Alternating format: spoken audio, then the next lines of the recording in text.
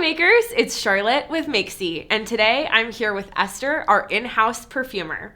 Esther and I are going to teach you how to make your very own custom perfume.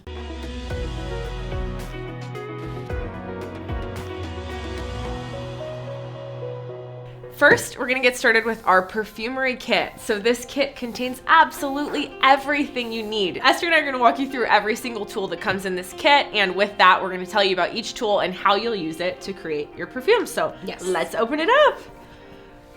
Dun, dun, dun, dun, dun. It's a beauty. And we need to insert sound effects here because this is like the best kit ever. Right on top here, we have your accords. So Esther, walk us through these 36 accords that come in the kit. Okay, you'll have 12 top accords, which are usually your top notes in a fragrance, which are your lighter, more volatile notes.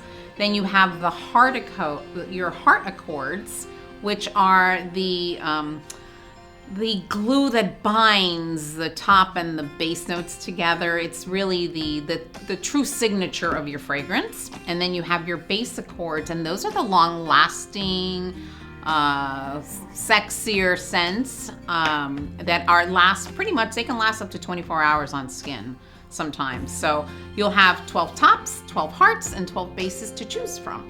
Yes, and you will use these accords, as Esther said, as your building blocks to create your perfume. So these are the actual oils that you're gonna be using to make your custom perfume. Your top ones, as Esther said, those are lighter. That's gonna be your citruses, some fruity notes in there. You could have some watery notes in there. Your hearts, that's where you're gonna have a lot of florals. You might have some gourmands in there. Some spices. Yep, and your base, which tends to be what I love the most, are the base notes that last the longest. Yes. Amberies, woodies, musks. Some musk, some vanilla. There's all some that vanilla notes. Stuff. Yes. So these are your actual oils. So when you get the kit, the first thing you're gonna do is get familiar with your accords. So when you're making any perfume, you need to know what all of the ingredients smell like that you're gonna be using to create your perfume. That's the only way you can really choose the things that speak to you that you really want to use. So you have to really spend time with all of them so that you can pick your favorite ones that you want to work with. So we'll pull these bad boys out, and the first thing you're going to want to do is smell them. But to smell them, you need some tools. So let's walk through those tools.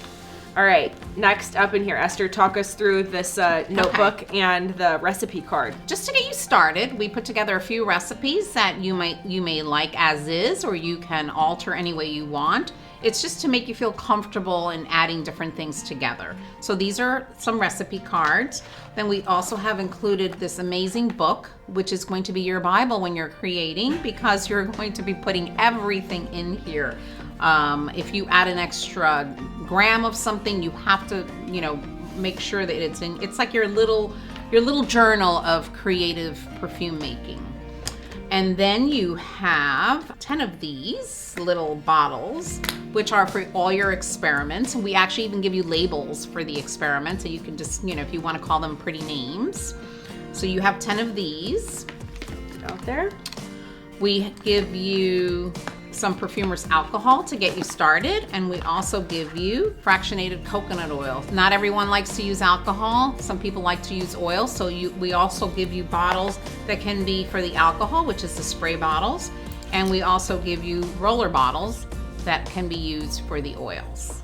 So those are the ingredients that you'll be using to create your perfume. So when you create a perfume, you are going to create your custom blend of your accords. That will be your mixture of top, heart, and base notes.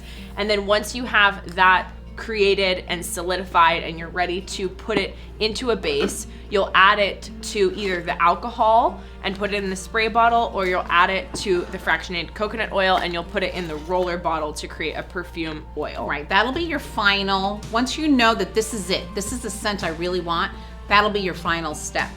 But the critical part of this, as well as the accords, is the scale. You must have a scale. So we included an absolutely beautiful Makesy scale where you will place your beaker on the scale and you will add all your different accords that you want together. We have a small beaker here for you, as well as a stirring rod so that you can blend your mixture. As you guys can see, this kit is jam-packed with so many good tools. Goodies galore. Yes, so you'll have a glass beaker, and in that glass beaker, that is where you will put your fragrances. So when you are experimenting, you can use these. These are called pipettes, and they are little plastic droppers, and you can basically put these into the bottle that contains the accord, pinch it, pull some up, and then while this is on the scale, you'll actually weigh your product. Esther suggests, and I do as well, using 10 grams as a starting point. Yeah, it's just easier. Yeah, stick with the least amount of math possible. That's just my advice. So true. So when you're creating your perfume, you'll put the beaker onto your scale. You will pull out some of the liquid using a pipette, and you'll measure to get to 10 grams as a starting point. Now, if you're making a lot more perfume, that number may be different, but 10 grams is great for experimentation's sake.